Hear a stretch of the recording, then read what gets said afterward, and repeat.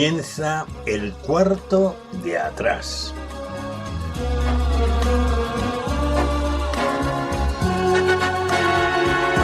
El cuarto de atrás es un tiempo para conversar entre amigos acerca de temas que nos importan. No pretendemos dar sentencias ni valoraciones especializadas, sino aportar las opiniones de personas como tú que se detienen a pensar en asuntos importantes que ocurren en nuestro mundo. El cuarto de atrás abre sus puertas durante una hora para tratar temas de actualidad desde una perspectiva diferente, la mayoría de las veces en tertulia, aunque de vez en cuando también entramos en un tiempo más íntimo y en vez de tertulia es una entrevista. En todo caso, nuestro acercamiento a la actualidad procuramos siempre que sea en perspectiva cristiana, porque esta es una emisora cristiana. Acompañamos el tiempo del cuarto de atrás, o más bien lo sazonamos con 2 o 3 breves pizcas de adobo musical. Preferimos temas de la gran música, también llamada clásica, aunque de vez en cuando escuchamos música de otros estilos y épocas, pero música que agrada escuchar, que motiva, que estimula, ya lo verás. En nuestra tertulia no tratamos de política ni de deportes, porque ya se abordan extensamente en el resto de las tertulias e informativos de todo tipo. Tampoco lo hacemos sobre la vida social de los famosos, aunque citemos a alguna persona tratando de un tema o de una noticia.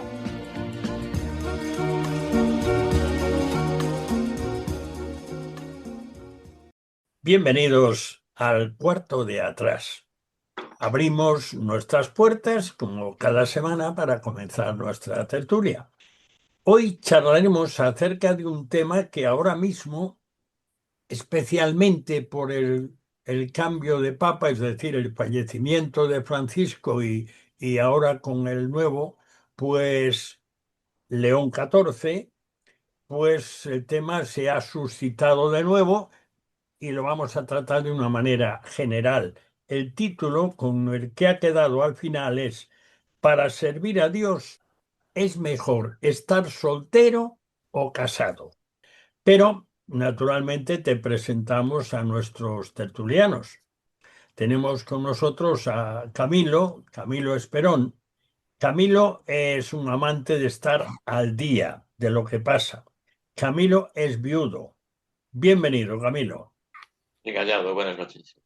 También nos acompaña Flor Sánchez, nuestra profe. Actualmente está dedicada íntegramente al servicio de Dios como profesora de ERE y es soltera. Bienvenida, Flor. Hola, muy buenas noches. También nos acompaña Carlos Rodríguez, que también dedica su tiempo al Señor y está casado. Bienvenido, Carlos. Hola Daniel, buenas a todos, Bueno, un saludo. así que ya tenemos el perfil de los tertulianos. Vamos a por el tema, pero ya sabes que antes de charlar, para eso estamos aquí y esperamos que nuestra charla sea útil para los que escuchan. Viene el aperitivo. El cuarto de atrás siempre tiene un aperitivo musical. Lo llamamos pizcas de adobo musical. Hoy van a ser de una rusa de fama internacional, una organista. Es la organista titular de la Catedral de Alcalá de Henares, pero ella ha dado conciertos por medio mundo. Se llama Lyudmila Majura. Y vamos ya con la primera pizca de adobo musical. Sencillamente se trata de piezas clásicas escogidas, pero interpretadas con el órgano. La primera que escucharemos es la conocida como la danza china, que forma parte del ballet El Cascanueces y que, si recuerdo bien, aparece en la película Fantasía. Es del compositor ruso Tchaikovsky. Así que vamos a escuchar a Lyudmila Majura interpretar esta pieza al órgano. Es muy interesante, de verdad. Escuchemos.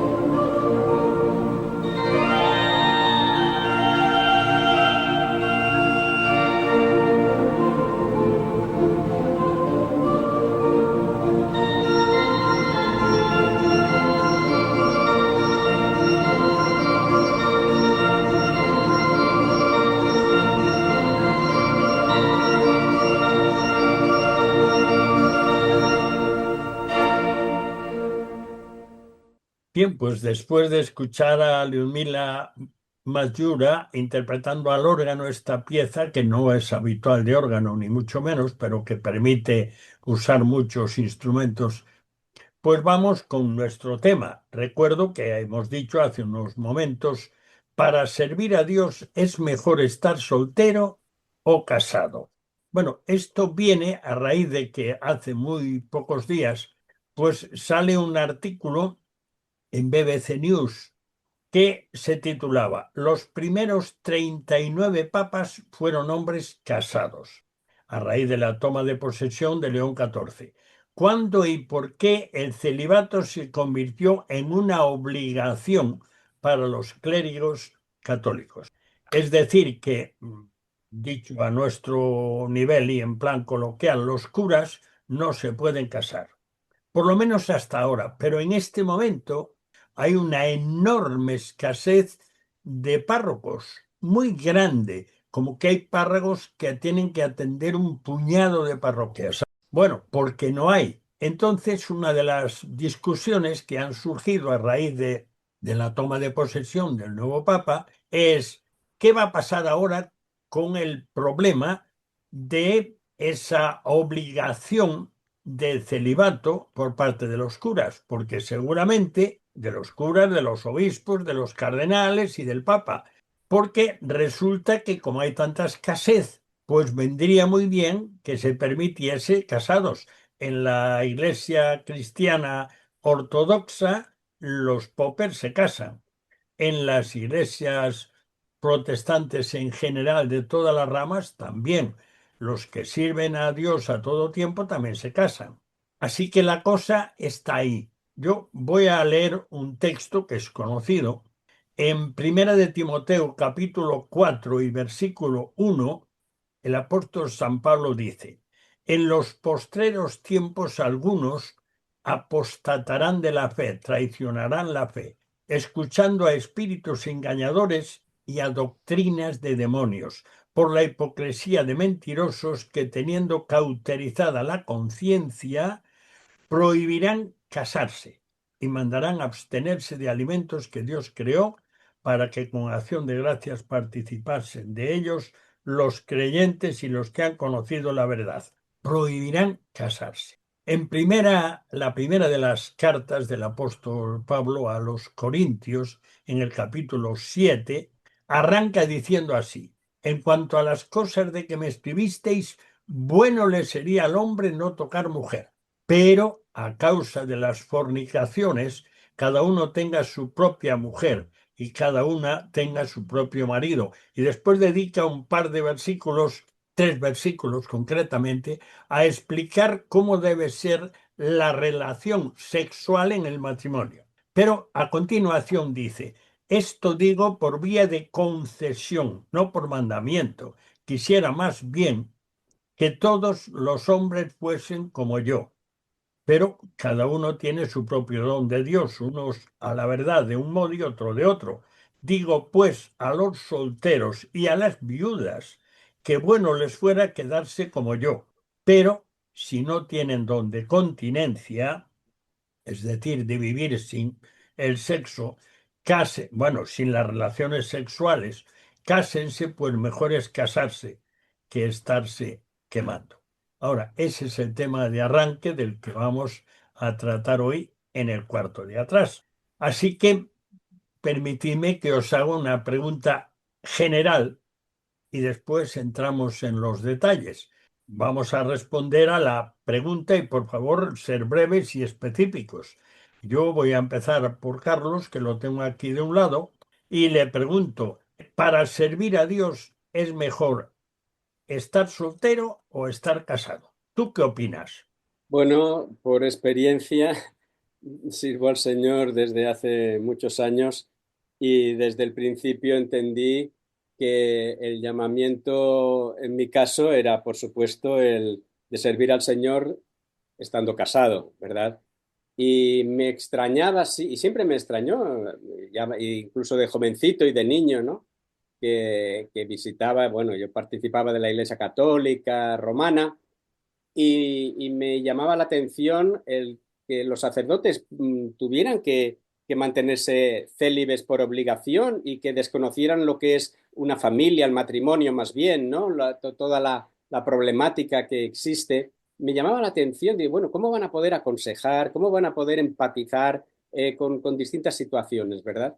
Por lo tanto, yo ni por un momento lo dudé cuando sentí el llamamiento de servir al Señor, estando casado, consideré que era el estado idóneo, mejor para poder ayudar a la comunidad.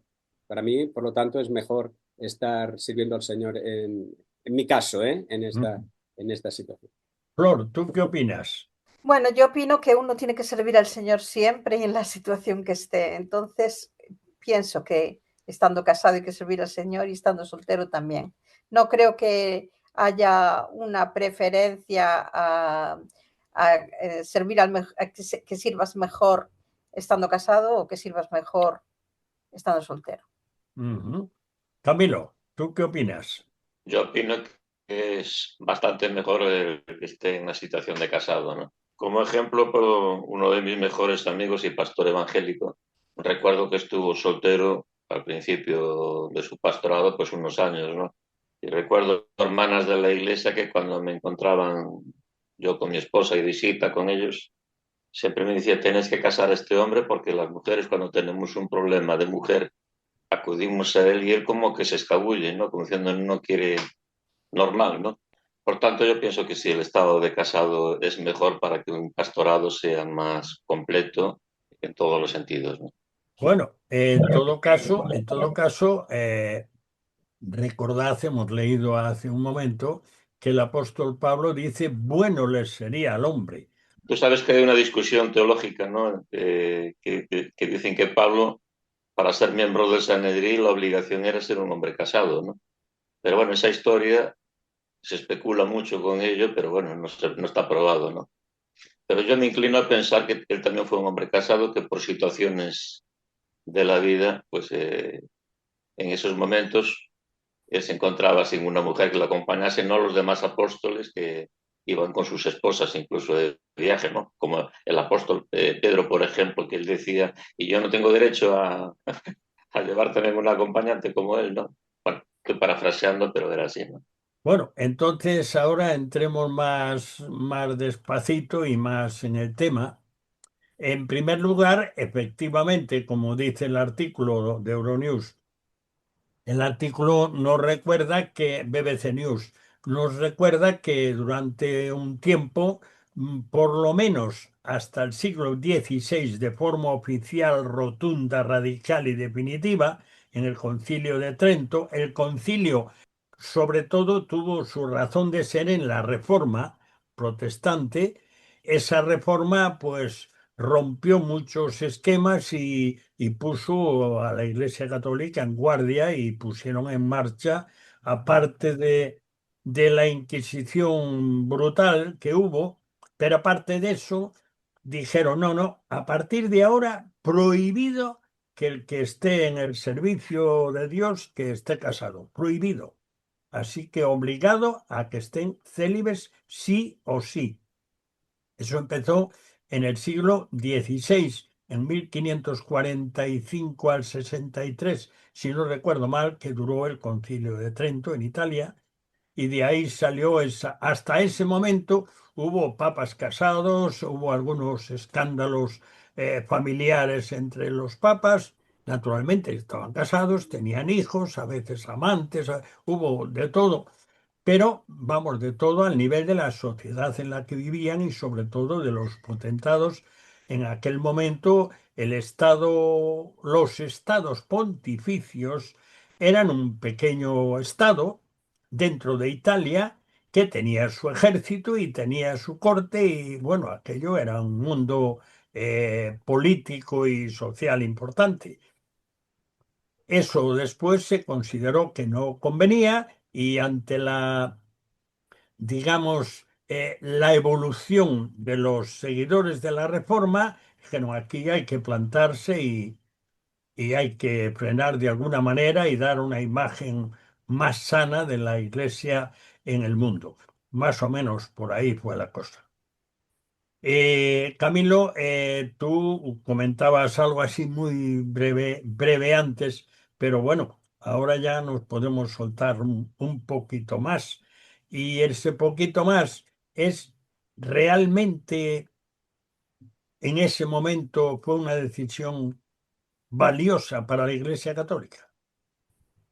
En el sentido económico y patrimonial, simplemente. O sea, los sacerdotes católicos siempre han tenido compañera o compañero.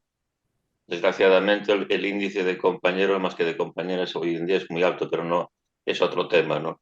Pero la razón fundamental, porque tú hablabas incluso que en el siglo XVI había escándalos de todo tipo, los Medici o los valencianos, los Borja, los Borgia, pues yo qué sé, con Catalina, etcétera. Aquello, los historiadores católicos le llaman la era de la pornocracia, o sea, aquello había mujeres por todos lados, prostitutas, y todas tratando de gobernar en el Vaticano. Y no, que no se me escandalice nadie porque las cosas que sucedían en aquel tiempo eran horribles, ¿no? Pero había una razón, yo creo que fundamental. En el momento que un sacerdote, que si está casado, la herencia pasa a sus hijos, a su descendencia. Si está sin casarse, la herencia pasa a la iglesia. Ellos se hicieron dueños a raíz de aquel entonces. Hablas de los espacios, los estados pontificios, era media Italia prácticamente. No eran 4 hectáreas, era prácticamente media Italia hasta que la revolución, digamos, ya en el siglo XX, pues a finales del siglo XIX, pues redujo el tema, ¿no? Pero lo fundamental era eso, y se enriquecieron evidentemente a raíz de aquello muchísimo. Sin ir más lejos, en nuestra tierra hay un famoso, ahora va a ser un hotel con spa, ¿no? Ahí en Santa María de Oye. Por poner un ejemplo, las posesiones de ellos no eran allí Santa María de Oye, sino que eran 100 kilómetros por nuestra región, por nuestro país adentro. O sea, pues, podías estar caminando 4 y 5 días y seguías estando en posesión del clero, ¿no? Solamente de una orden religiosa, de una orden. Y era así. Y ellos cobraban absolutamente después todo, hasta la pesca en los ríos. En los ríos había los famosos molinos que son tan frecuentes aquí en Galicia. Ellos cobraban la maquía era el 10%, el diezmo absolutamente de todo. Y se enriquecían y se volvían a enriquecer. Y eso fue gracias a que todo el patrimonio de la iglesia iba aumentando, porque ellos estaban solteros, por decirlo así, ¿no? Aunque el que más y el que menos siempre se sabía que había una compañera extraoficial, pero eso se consentía, pero no quedaba ningún patrimonio para nadie, sino que quedaba dentro de la iglesia. Y esa ha sido la gran razón hasta ahora. Por poner un ejemplo, ¿por qué consiente todavía la Iglesia Católica, los católicos del rito oriental, que se casen allá? Estoy hablando de simplemente porque no es un dogma de fe, simplemente fue una situación que, digamos, les vino muy bien a ellos y estaban pensando solamente eso, en enriquecerse y aumentar su patrimonio poco a poco, y después fue mucho a mucho hasta que, bueno, hasta los tiempos actuales. Aquí, gracias a que hubo, digamos, la famosa situación de Mendizábal, ¿no? ¿Cómo se llama la palabra? La La ley. amortización. La famosa amortización, sino prácticamente ellos eran dueños de todo este país, no dejaban un sitio para nadie. Bueno, en todo esto, sin embargo, bueno, y supongo que Carlos, que pues ha vivido dentro también, que lo podrá atestiguar, ha habido y sigue habiendo sacerdotes católicos íntegros y sanos que pasarán sus apuros seguro, pero personas que han dejado un ejemplo en la sociedad realmente serio y sólido. No sé, Carlos, tu experiencia, pero yo he conocido alguno. Sí, por supuesto. De hecho, yo me casé como católico y me casó un amigo, que era sacerdote, que era cura y éramos Ujú, amigos, ¿no? ujú. Él, desde que yo tenía, pues no sé, 14, 15 años, me cuidaba espiritualmente allí en los Salesianos. Era quien se preocupaba de un grupito, nos reuníamos fuera de horario escolar, en los sábados también. Teníamos ahí reuniones, hicimos una grandísima amistad y como te digo, hasta el punto de que, bueno, pues él celebró en fin, nuestro casamiento, ¿no? De Manoli conmigo. Entonces, por supuesto que los han habido, pero lo que también habría que aprovechar para resaltar en cuanto al sacerdocio es bueno, dos puntos. Uno, yo creo, es el sufrimiento que conlleva para el sacerdote bueno, lo que estamos hablando, este celibato obligatorio. Porque yo he hablado con ellos, muchos entran al seminario muy jovencitos, algunos con 12, 13, 14 años, ya empiezan con un primer paso, luego vas a un seminario mayor, etcétera, ¿verdad? Y imagínate con estas edades tan jóvenes, ¿no? Que todavía no tienes experiencia de la vida, no conoces mucha cosa y ya te estás marcando, ¿no? O sea, cuando te preguntan cuando tienes 16, 17 años, 18, ¿qué eres? Soy un seminarista católico, ¿verdad? Ya casi te ven como un cura ya, ¿eh? Esta es la realidad. Y una vez has empezado el seminario, no es fácil dejarlo, por muchos motivos. Socialmente, incluso todavía la familia dice, bueno, ¿ahora qué pasa? Ahora ya no eres el santurrón aquel que conocíamos, no eres la bellísima persona que confiábamos que tú eras, ¿verdad? Porque si dejas el sacerdocio ya vienes a ser como uno más de nosotros. Y eso apunta un poco al segundo punto que te quería resaltar, y es cómo dentro del catolicismo romano el sacerdocio o la orden sacerdotal está presentada no como una clase superior de cristianismo, ¿verdad? De hecho, tienes no sé, unas preeminencias, una autoridad que no la tiene cualquier otro cristiano. Por ejemplo, el de hacer un milagro cada día, el milagro de la transustanciación, ¿verdad?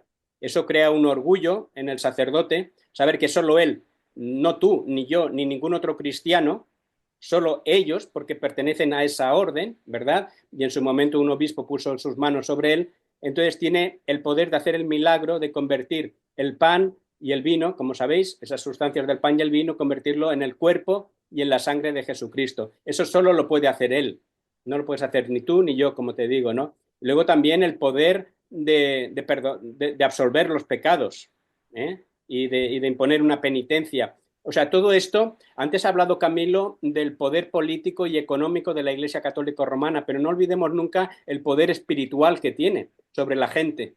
Es increíble el poder que ha ejercido siempre espiritualmente hablando, ¿eh? No solo ya política o económicamente, sino espiritualmente, el control, el poder que han tenido y siguen teniendo, ¿eh? Escuchar confesiones, etcétera. Y retomando el tema del celibato, imagínate a alguien que está, bueno, en la orden sacerdotal y no tiene el don de continencia y tiene que estar casi en sus rodillas, tiene que tener a una mujer contándole sus problemas sexuales y sus pecados sexuales. En fin, esto es atroz, ¿no? Y hay que tener en cuenta eso, ¿no? El sufrimiento que muchos de ellos tienen, ¿eh? Y que necesitan muchos de ellos ayuda, ¿eh? Bueno, recuperamos a Lourdes que, bueno, pues acaba de aparecer porque no, yo envié hace un rato, como habéis visto, si habéis visto el correo, envié las músicas y el enlace. Pero recordaros a todos, incluida Lourdes, que acaba de llegar, que el enlace es el mismo siempre. Yo tengo un enlace que es siempre el mismo. O sea, lo guardas y vuelves a entrar y siempre es el mismo enlace ya desde hace 3 o 4 años. Así que por ese lado no hace falta recibirlo. Bienvenida, Lourdes. Hola, buenas noches. Ahora que ya tú eres casada y llevas ya muchos años en trabajos en ministerios de la iglesia y en la radio mucho tiempo, esto sigue siendo la radio, pero aparte de eso en trabajos misioneros, ¿tú qué opinas? ¿Es mejor estar casado o soltero para servir a Dios? Bueno, pues yo pienso que si tienes el llamado a estar soltero, tienes que tener también el don para poder estarlo y para poder mantenerte firme, porque eso es algo que no puedes sostenerlo por ti mismo, ni en tus fuerzas, ni en tu capacidad. Entonces, por lo tanto, es muy importante el tener esa gracia especial para poder ser una persona soltera sirviendo al Señor y sabiendo que no vas a caer en aquellas tentaciones que son de la carne. Pienso que si eso se hubiese llevado a cabo así, de esa manera, sin imposiciones y buscando la forma natural de que haya esa gracia en ti, porque Dios te lo ha dado, pues no habrían sucedido tantos y tantos abusos y tantas cosas que han sucedido dentro de la Iglesia. Ujú. Bueno, yo tuve en mis tiempos de estudiante, tuve bastantes compañeros que se habían salido del seminario después de hacer el bachiller superior, que se hacía entonces, que eran 6 años, y de hecho tenían un dominio bastante notable del latín y del griego, pero no tenían conocimiento ninguno porque estuvimos juntos un tiempo estudiando y yo era blanco de preguntas de la Biblia. No tenían conocimiento ninguno. Es algo que me sorprendió muchísimo porque eran, digamos, entraron con vistas, bueno, al sacerdocio o no, pero de momento estuvieron en el seminario y cuando terminaron su etapa de formación de enseñanza media de la secundaria, pues se salieron y bueno, fueron a profesiones seculares. Y para mí fue una sorpresa importante. Creo que esas cosas han cambiado. No sé, ¿cuál es tu experiencia, Carlos, en ese asunto, en la formación? ¿Ese amigo tuyo sigues Sí, teniendo trato con él? sí, bueno, ya no, pero sí que tengo un familiar con el que sí que trato y que él estuvo en el seminario, también abandonó el seminario y que siempre me ha comentado y yo me he dado cuenta de lo mismo que tú estás diciendo, que podían estudiar mucha historia, derecho canónico, podían estudiar filosofía, pero de la Biblia un desconocimiento, o sea, no la estudian la Biblia. Y parece mentira, ¿no? Alguien que se está preparando para el sacerdocio y que no conozca la palabra de Dios. Esta es mi experiencia en este sentido. No sé si en la actualidad, como tú dices, quizá le estén dando un énfasis distinto hombre, y por supuesto, ¿no? Según qué niveles ya deberán de tener una preparación académica en este sentido, bíblica, porque si no, mal irían, ¿no? Pero lo dejo ahí. Hacemos un breve alto en nuestro tiempo para ofrecerte la segunda pizca de adobo musical. Se trata del comienzo de la famosísima cabalgata de las Valquirias, con la que comienza el último acto de la Valquiria, segunda ópera de la tetralogía El Anillo del Nibelungo de Wagner. En este caso, en una adaptación para el órgano de la organista rusa Lyudmila Matsura. Es una pieza conocidísima, ha salido en películas, en anuncios, o sea, hay muchas personas que la conocen.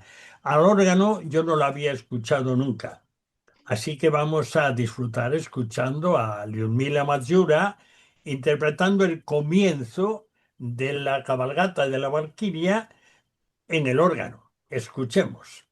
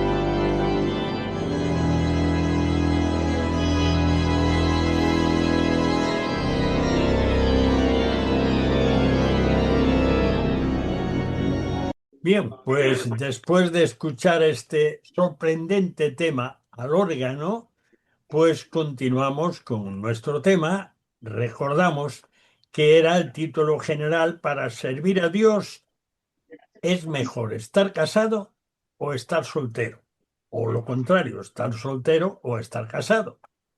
Y os recuerdo que aparte del apóstol Pablo, que hemos leído en Primera de Timoteo 4, algo que dice acerca de eso, en Primera a los Corintios capítulo 7, donde dice mejor es casarse que estarse quemando, pero os recuerdo, que seguramente también lo sabéis, que también Jesús se refirió a esto. Es decir, Dios hecho hombre en esta tierra. En el capítulo 19 del Evangelio de Mateo, a partir del versículo 10, en ese capítulo 19 se habla del matrimonio y Jesús dice que el que los hizo al principio varón y hembra los hizo, por tanto se unirá el hombre a su mujer y serán una sola carne. Y lo que Dios juntó no lo separa el hombre. Pero le preguntaban en relación con el divorcio, así que viene la pregunta, y dice que hay divorcios y explica la enseñanza de Jesús para eso, y después los discípulos, versículo 10 de Mateo 19, el Evangelio de Mateo, le dicen: si es así la condición del hombre con su mujer, no conviene casarse. Entonces él les dijo, y es casi literal lo que decía Carlos antes: no todos son capaces de recibir esto, sino aquellos a quienes es dado. Pues hay eunucos que nacieron así del vientre de su madre, y hay eunucos que son hechos eunucos por los hombres, y hay eunucos que asimismo se hicieron eunucos por causa del reino de los cielos.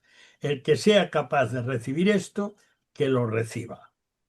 Ahora, esto plantea algo que me imagino, porque Carlos lo mencionaba antes como a título personal, es decir, tener el don.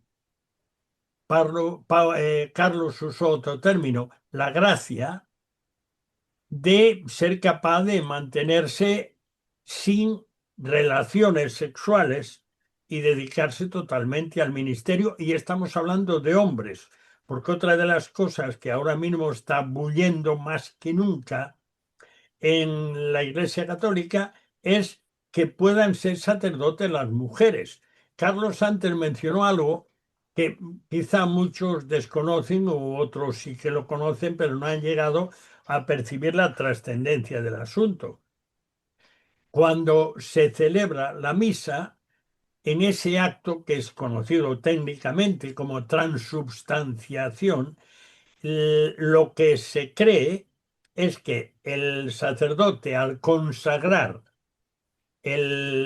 la hostia y el cáliz, automáticamente quedan hechos la auténtica carne de Cristo y la auténtica sangre de Cristo.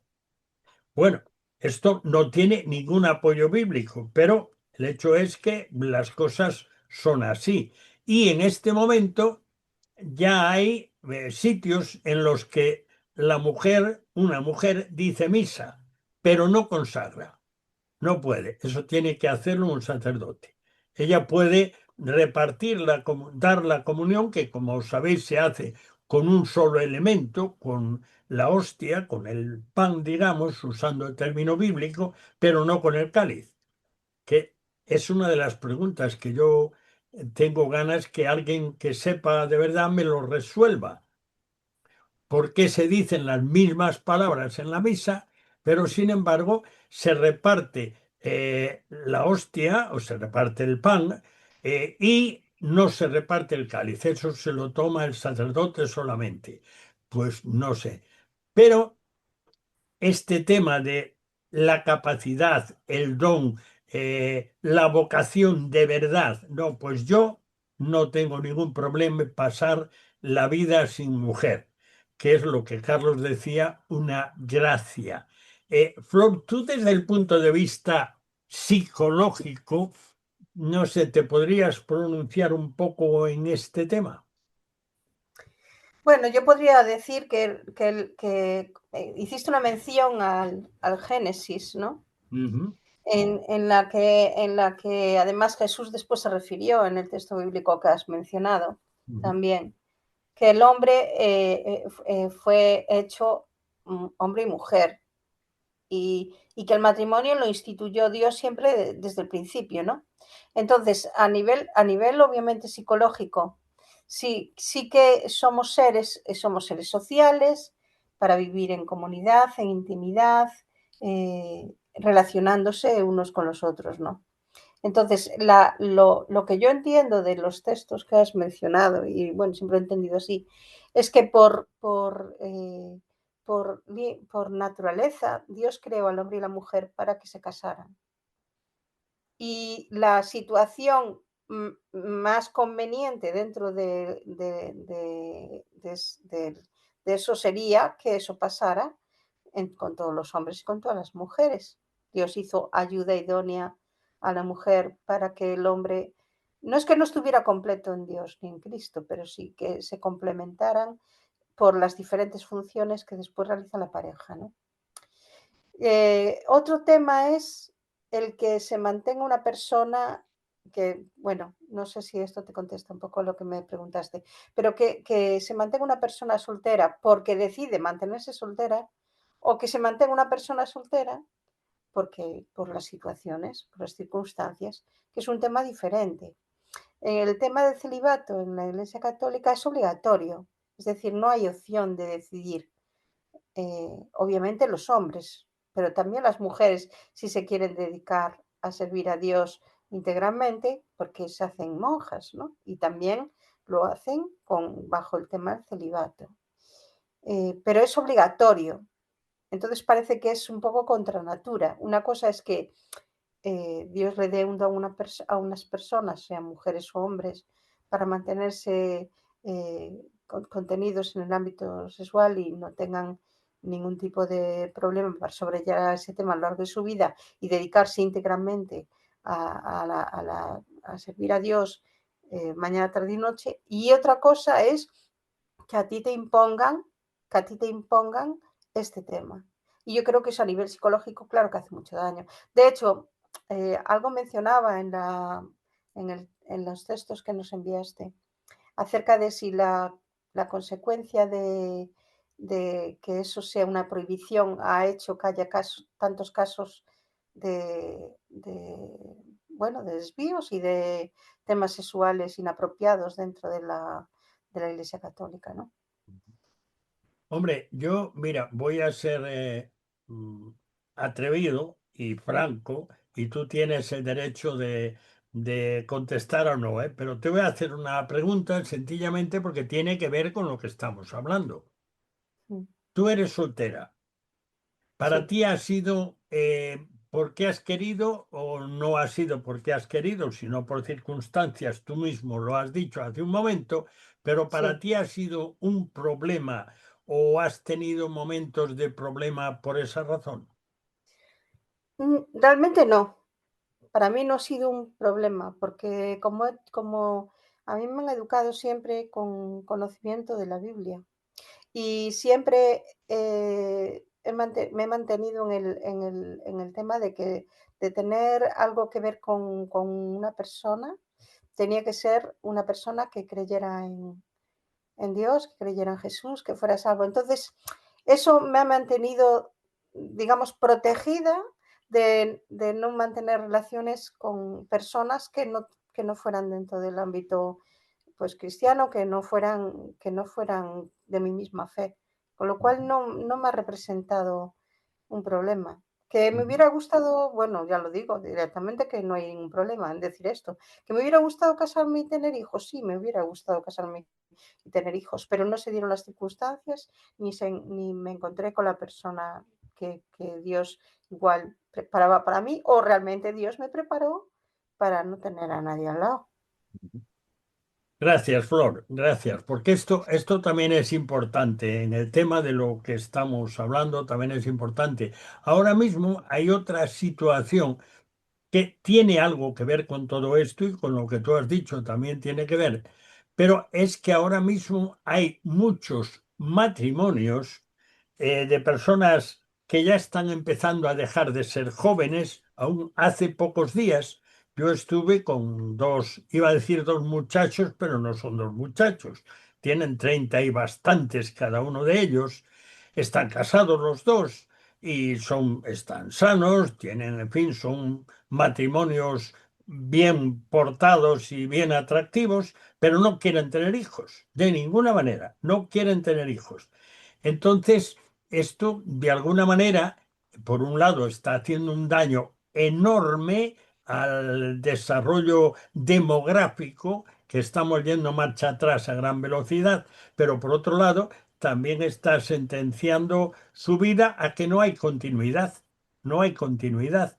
Y en su caso, como claro, las cosas desde los tiempos en que se implantó el celibato obligatorio, por ejemplo, y de los tiempos en los que, bueno, pues aparecían hijos por ahí, que, en fin, quien fuese, porque la tensión sexual, hay momentos o circunstancias en que es muy alta, y si no hay el cauce, que es al que se refiere el apóstol Pablo allí en 1 capítulo 7, si no hay el cauce normal, que es el marido o la esposa, pues puede buscarse el desahogo por otro lado y eso traer otros problemas. Y Flor, mencionabas antes algo de cosas que salen en la prensa, no es que no la estamos inventando, que hay muchos que lo atribuyen en el ámbito del sacerdocio católico, lo atribuyen al hecho de la obligación, porque sí, de no poder formar un matrimonio normal. Y ahora viene el otro tema, y el otro tema es que está viniendo a gran velocidad, porque vamos, es que en este momento hay sacerdotes católicos que lo están pasando muy mal porque tienen que atender un montón de parroquias vamos, están al límite. Incluso, bueno, la prensa ha publicado algún caso de alguno que lo paró la Guardia Civil y le hizo la prueba de alcoholemia y no veas, había dicho misa en no sé cuántos sitios a toda prisa bueno, aquello no es agua, es vino bueno. Bueno, pues que venía un poco pasado de lo que permite la ley, ¿no? Bueno, total, podrán ser sacerdotes las mujeres en el ámbito evangélico, en el ámbito protestante, hay dos corrientes generales. Ya me está mirando Camilo así, medio sonriendo. En el ámbito protestante hay dos corrientes. Hay una corriente que dice, y tiene apoyo bíblico, no me cabe ninguna duda, que la mujer no puede ejercer el trabajo pastoral en el sentido de ser la cabeza de una iglesia local. Y hay los que dicen que no hay ningún problema, y de hecho las hay, naturalmente que las hay, y otras siguen saliendo. Y entonces ahí, bueno, pues yo abordaría algo de eso porque creo que otro día tenemos que hacer un tema monográfico, pero a ver, Carlos, manifiéstate. ¿Cómo ves tú el asunto ese? Estamos hablando bíblicamente, ¿eh? No Sí, estamos sí, no, hablando no. lo que yo opino, que eso Bueno, no cuenta. antes de nada, diferenciar dos casos, ¿no? El de, por ejemplo, que las mujeres dentro de la Iglesia Católica puedan llegar a ser sacerdotisas, o sea, sacerdotes, ¿no? Eso, por supuesto, no tiene ninguna base bíblica, empezando porque ya la propia orden sacerdotal como tal que tiene el catolicismo ya es antibíblica, porque el único sacerdocio que hay en el Nuevo Testamento es el sacerdocio universal de los creyentes. Todos somos sacerdotes. No hay una clase extraordinaria, superior, mejor.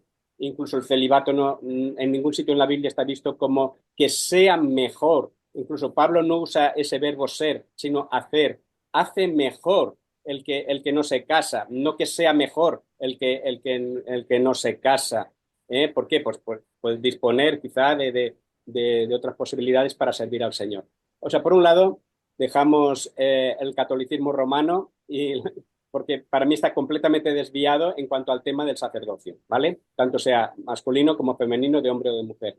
Ahora, ¿qué enseña la Biblia en cuanto en cuanto a la Iglesia, cómo ha de ser gobernada. Bueno, lo que vemos en la palabra de Dios siempre es una referencia a hombres, referencia a ancianos, obispos, pastores, en masculino, en el hombre, ¿no? Así como Cristo es cabeza de la Iglesia, también ha puesto al hombre, ¿no?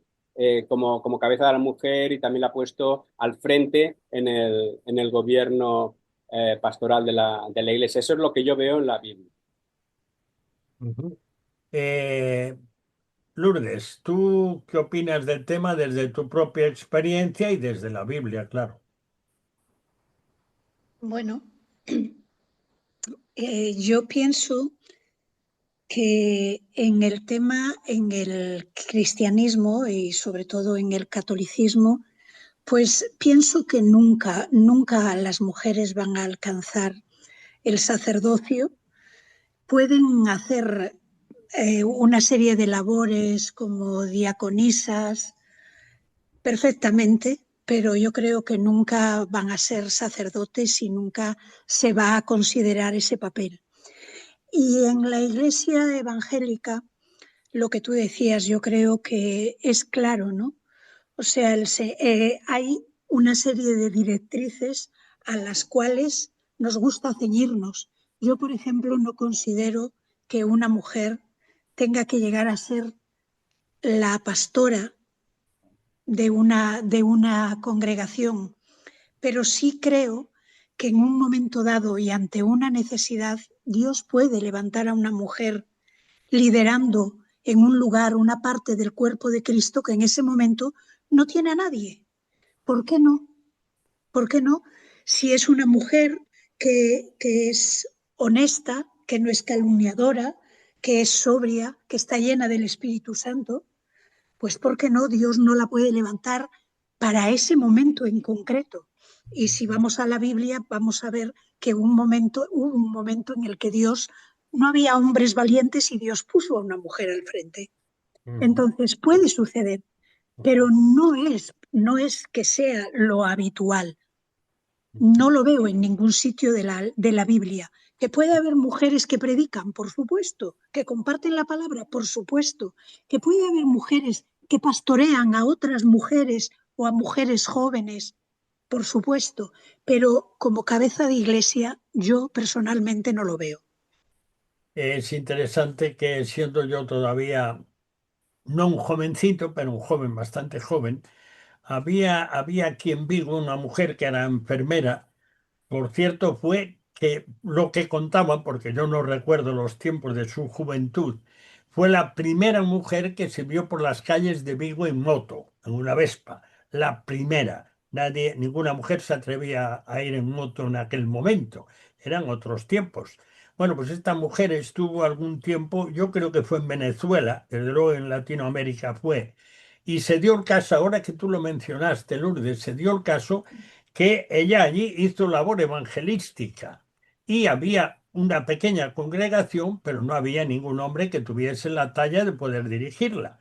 Así que ella durante un tiempo, mientras no hubo un hombre que pudo hacer frente a su labor, digamos, de dirigir o de enseñar o, en fin, la labor de tipo pastoral en la iglesia, pues ella lo hizo. Decía, mira, yo mientras eso entendí que tenía que hacerlo yo, aunque, vamos, era muy lo que diría alguno, muy de derechas, así que ella lo veía fatal. Pero ella tuvo que hacerlo porque en ese momento había que salir del paso como fuera y como el paso, pues salió del paso. Pero Claro. en Segunda de Timoteo, capítulo 2 hay un texto muy conocido donde el apóstol Pablo le dice a Timoteo, le dice, lo que has oído de mí ante muchos testigos, esto encarga a hombres fieles que sean idóneos para enseñar también a otros. Y allí no se usa un término genérico, sino que se emplea antropos, o sea, hombre, no se emplea otro término.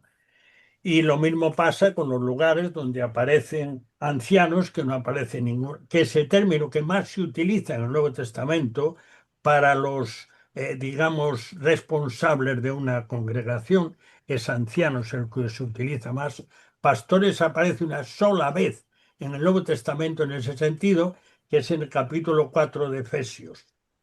Hay 2 veces que aparece en Hebreos 13, pero ahí no es pastores el término, sino que es otro muy distinto. Es como el líder que va al frente, o el líder, el dirigente, pero no pastor. Bueno, en fin, que ese tema está ahí. Camilo, que tienes que hablar, que si no me dejas aquí atrapado, ¿eh?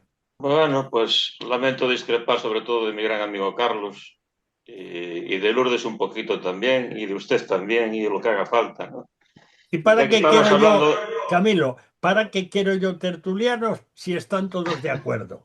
¿Qué Claro. pintamos ya que aquí? estamos hablando del celibato católico, tengo clarísimo que evidentemente nunca van a admitir la mujer en el sacerdocio por las manifestaciones de los últimos papas, pero uno de los grandes teólogos de la Iglesia Católica, Hans Kung, de la Universidad de Tübingen en Alemania, cuando él le tocó hacer un trabajo de la mujer en la Iglesia, reconoció que en el cristianismo primitivo las mujeres pintaban mucho.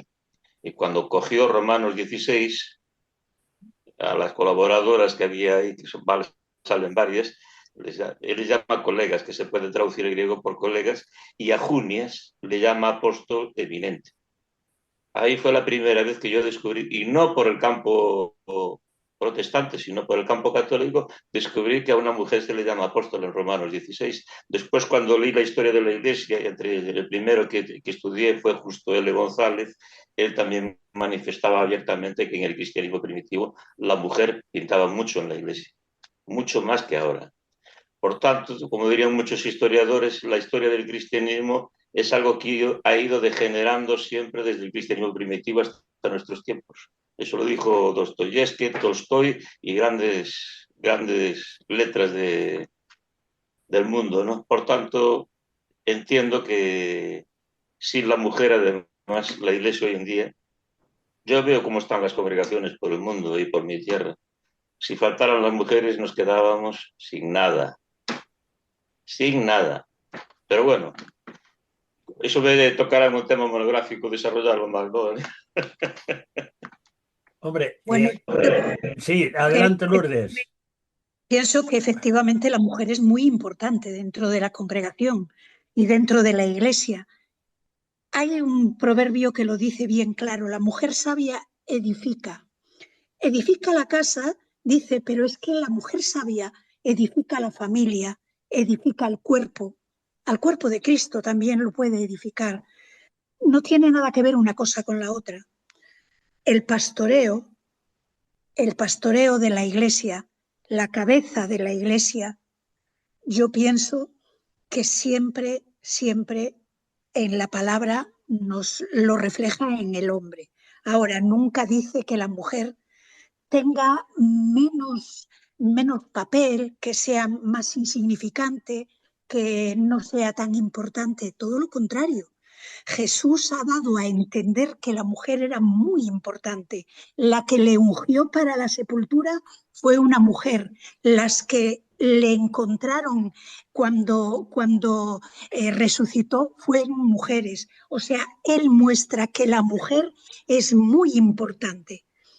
Y incluso para que un pastor y un líder en una iglesia sea un hombre bien equilibrado, creo que tiene, si no tiene el don de celibato como lo tenía Pablo, que sería lo ideal, tiene que tener al lado una mujer muy sabia y muy prudente. Y eso le va a ayudar a tener un buen ministerio. Entonces, no tiene nada que ver una cosa con la otra. Bueno, hay un detalle ahí. Bueno, por una parte, yo estoy de acuerdo con parte de lo que dijo Camilo y parte de lo que dice Lourdes, Bueno, y aunque también no está esté. claro que el término antropos es un genérico, ¿eh? No se refiere a varón. Bueno, Antropos significa ser humano. otro día entramos ahí. En el tema de la mujer, yo tengo la experiencia de que en general la, el calor espiritual de las iglesias está en manos de las mujeres, en general, en mi propia experiencia, ¿no? Bueno, pero por otra parte, y ya que estamos en el asunto, hay algo muy importante que aparece en el capítulo 2 del Génesis, que tiene que ver con la relación. Esto en este momento para nada, vamos, está totalmente negado y olvidado, que el hombre y la mujer son complementarios.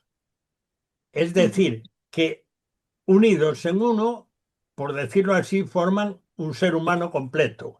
Y de la otra manera necesitan un complemento. No sé cómo se ve en el ámbito de la psicología, Flor. Una última intervención, no te quiero tirar mucho de ti, que ya lo hablamos al principio, pero aunque sea un poquito, tú Bueno, como... en el ámbito de la psicología lo que se ve es las necesidades que hay de relacionarse. Y obviamente eso está ahí como una necesidad. Y está como una necesidad y obviamente si está cubierta, pues es mejor.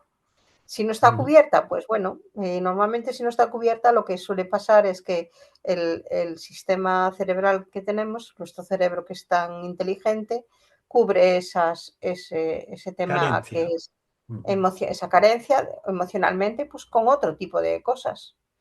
Pero sí que existe una necesidad. Perfecto. Bueno, nos queda poquito tiempo, pero podemos hacer una rueda general ahora sí. De todas formas, creo, y esto, claro, leer la prensa a diario, ves cosas, creo que va a haber algunos movimientos en el ámbito de la Iglesia Católica, porque así empezó con ese artículo que habla de los papas que se casaron y del celibato obligatorio, por ahí arrancamos en esta tertulia, pero creo que va a haber movimientos importantes que tienen que ver con la mujer, porque escasean muchísimo, excepto creo en África, pero de hecho aquí están empezando a aparecer curas que vienen de África, que son personas fenomenales y gente seria, pero que han tenido que importarlos porque aquí no había y no dan abasto a cubrir las vacantes. Pero de todas formas creo que va a haber movimientos con relación a la mujer. El En el caso de la ámbito... Amazonía está ahí, sí, bueno, el caso. Ujú, Sí, que el Papa anterior propuso que allí se les permitiera casarse, ¿no? Pero bueno, ahí quedó el tema, ¿no? ya. Carlos, ¿tú qué ves en el horizonte con respecto a esto? Con respecto a la mujer en el ámbito de la Iglesia Católica, ya que es con la que empezamos hablando, y aquí Sí, estamos hablando como tertulianos más. exacto. Pues evidentemente la sociedad está cambiando mucho, el mundo está cambiando a una velocidad bárbara y de la Iglesia Católica me espero cualquier cosa, o sea que puede pasar cualquier cosa. Ujú. Bueno, yo me estoy dando cuenta ahora en este momento que como puede pasar cualquier cosa, nos hemos pasado en el tiempo. Y ya me ha pasado alguna vez. Bueno, voy a tener que hacer algunos recortes. Así que, pues, de verdad, al final yo me he lanzado a hablar y a Tú vas preguntar calentando, calentando. y me he salido del tiesto por completo. Bueno, pues muchas gracias, Carlos, muchas gracias, Camilo, Flor, Lourdes, y vamos ya con la última pizca de algo musical que hay que ponerla, no hay más remedio. Se trata del comienzo de la famosa y escuchadísima Tocata y Fuga en Re menor de Juan Sebastián Bach, y al comienzo solamente, interpretada al órgano por Liudmila Majura, organista de la Catedral de Alcalá de Henares. Escuchémosla y aquí termina nuestro tiempo.